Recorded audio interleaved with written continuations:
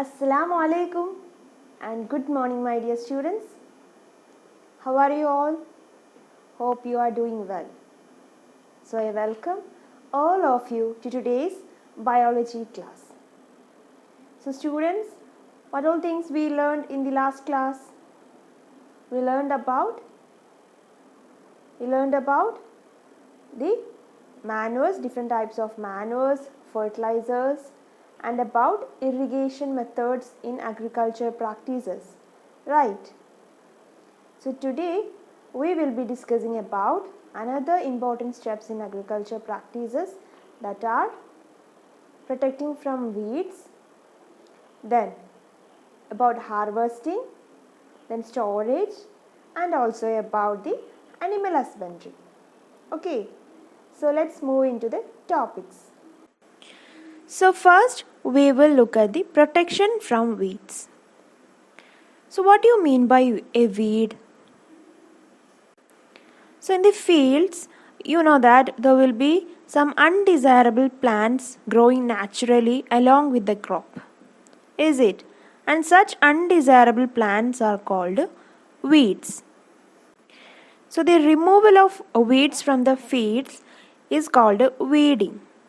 So we want to remove these weeds because these weeds will compete with the crop plants that we are cultivating for water, nutrients, space, light, etc.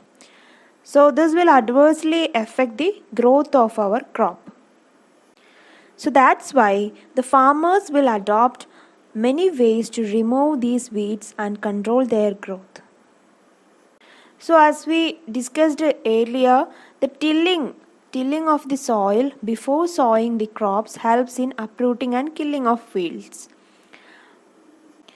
So we can remove these weeds either manually or using machines. Okay, or mechanically or manually we can remove these weeds. By manually we can remove by just uprooting or cutting them close to the ground by using kurpi. It's an instrument called kurpi. Then mechanically we can use the seed drill. We have studied it earlier, right? By using a seed drill we can remove the weeds from the field. Okay. So another way of controlling these weeds is by using chemicals. What? Chemicals. By using certain chemicals we can control or we can destroy the weeds in the fields. Such chemicals are called weedicides. What is it? Weedicides. For example, 2,4-D. 2,4-D is a weedicide which is sprayed in the fields to kill the weeds. So they do not damage the crops, they only damage the weeds. So we can use these weedicides, that is the chemicals, by diluting it in the water, and we can spray it in the fields with a sprayer. Okay, so this is about the weedicides, and this is how we protect our crops from the weeds. So next important step in the agriculture practice is harvesting. Since we have cultivated a crop, we have to harvest it, right? So harvesting is an important task in agriculture practice. So what do you mean by harvesting? The cutting of crop after it is matured is called harvesting. In harvesting, crops are pulled out or cut close to the ground. You might have seen it, right? In the fields, they will be pulling out the crop, or either they will cut the crop close to the ground. By using what? Manually they use a sickle for cutting this crop or harvesting, or by a harvester. It is a machine used for harvesting, that is harvester. Okay. So the harvesting is not only about just cutting the crops, but also it involves separation of grain seeds from chaff. Do you know what is chaff? Chaff means the thin covering of that grain. You might have seen in the paddy and all, there will be a thin covering around that grain, is it? So that we have to remove that covering, that is chaff from the grain seeds. Okay. So this process of separation of grain seeds from chaff is called threshing. This threshing can be carried out with the help of a machine called a combine. Okay, why it is combine? Because it is a harvester as well as a thresher. Okay, both the process can be done using a same machine, that is combine. Then, if the farmers with a small land or small holdings of land, they will separate the grain from the chaff by a process called winnowing. Okay, winnowing means a current of air will be blown through the grain in order to remove the chaff.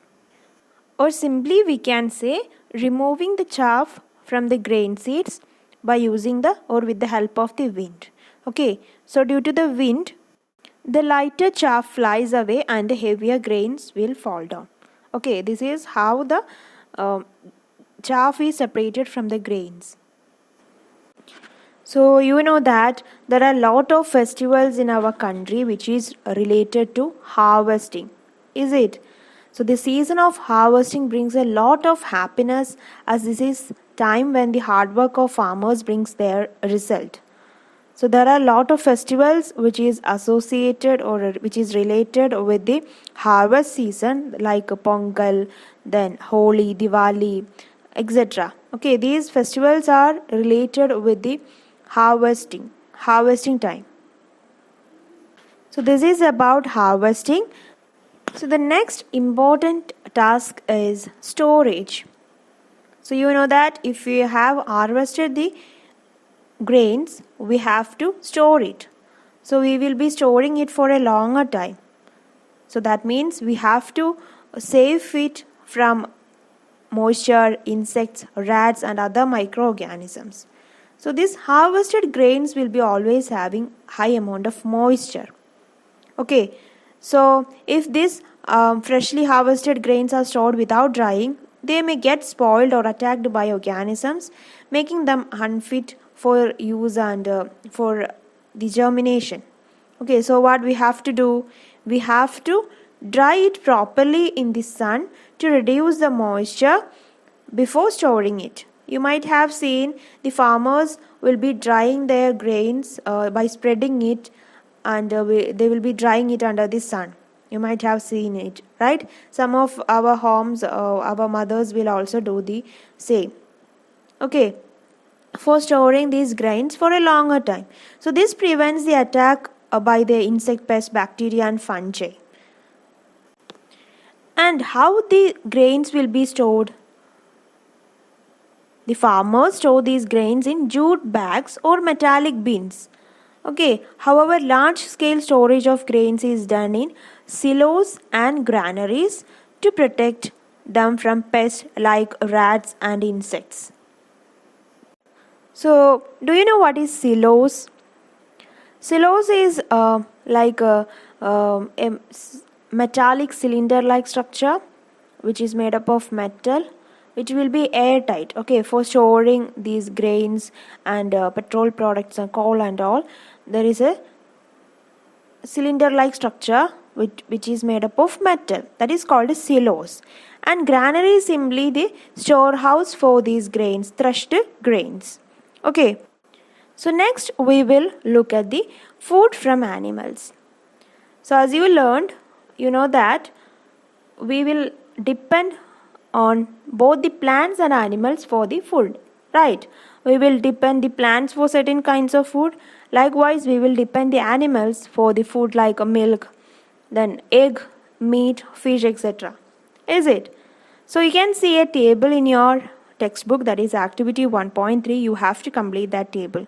Okay, you have to find out which are the food items we obtained from the animals and also the sources. Okay, so we can say that we have learned about the crop production, right? It included different steps like selection of seeds, sowing, protecting from weeds, irrigation, etc.